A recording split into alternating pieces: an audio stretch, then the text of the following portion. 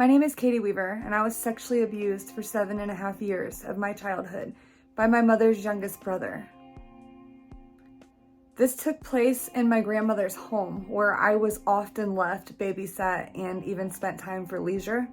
I grew up in a small town between Cleveland and Columbus, Mansfield, Ohio, where there's a population of about 50,000 people. It's believed to be that 1 in 4 of every woman you encounter have experienced sexual abuse as a child, and 34% of those women experience that abuse at the hands of a family member. It's estimated that 1 in every 6 men that you meet has also been a victim of childhood sexual abuse. And I want to make a note that these are only reported numbers. There are more unreported sex crimes than there are reported. I was only 5 years old when my uncle began to sexually abuse me, and other than that going on, I was a relatively happy little girl. I grew up in crisis. There was a crisis of the week, and it was a different crisis every week. So there was always a lot going on for me. And with that being said, I believe that's why my sexual abuse went unnoticed for so long. I mentally started to struggle when I was in approximately the 6th grade. I knew that my brain operated differently than other kids my age, than other people my age. And I knew, or at least I felt like I couldn't help it, but I didn't have a solid explanation or a solid answer as to why I was the way that I was. I was diagnosed with depression, major depression, as a child. This diagnosis came after the disclosure of my childhood sexual abuse. Prior to that, nobody took me to therapy.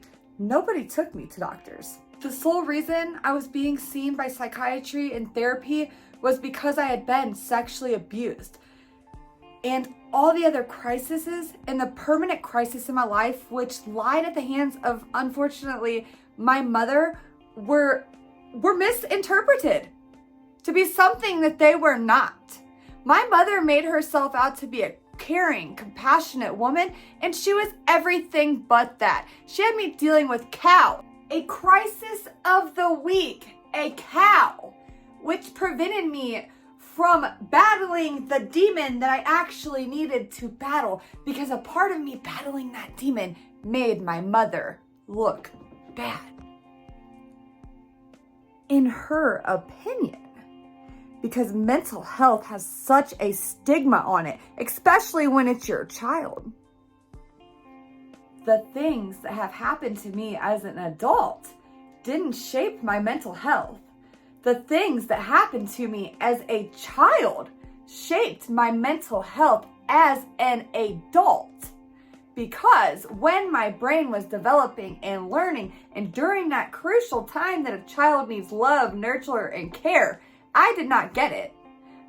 Because of the stories I tell you today, I'm led to believe I wasn't born with this condition. It developed because of the things that happened to me as a young child. I did better on the antidepressant that I was on for many years, which was Wellbutrin, and I maxed it out at 450 milligrams at 12 years old. And every doctor I encountered was like, that's an extremely high dosage for a child. An extremely high dosage for anybody. And that's because it was the incorrect medication. I recently was diagnosed with bipolar disorder.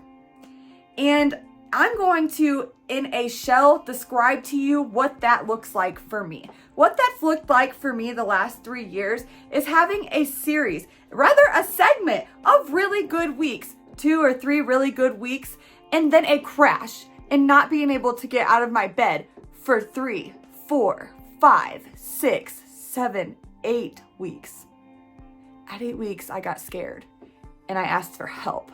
I fell into the doors of an intensive outpatient program, and I essentially begged for these people to help me save my life, but only now I realize that those people didn't save my life. They provided me a crutch to get back up again. Only I could save my life. I could choose to accept a blatant mental health diagnosis, or I could choose to argue with it and run from it and not get any better. I'm gonna tell you what I did in that IOP program.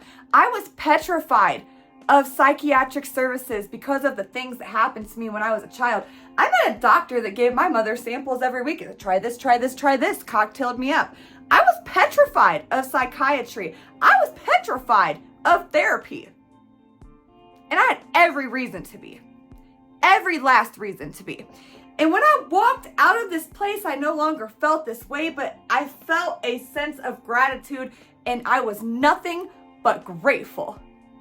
I was diagnosed with bipolar disorder, and that is actually what's wrong with me. And the Wellbutrin at 450 milligrams, being on an antidepressant as a person with Wellbutrin is harmful to your health without a mood stabilizer, because that Wellbutrin kept me completely manic, which disguised all of that depression I was having. And it was just, oh, I'm healed, and that's just me. Unstable, unsteady. No, I have bipolar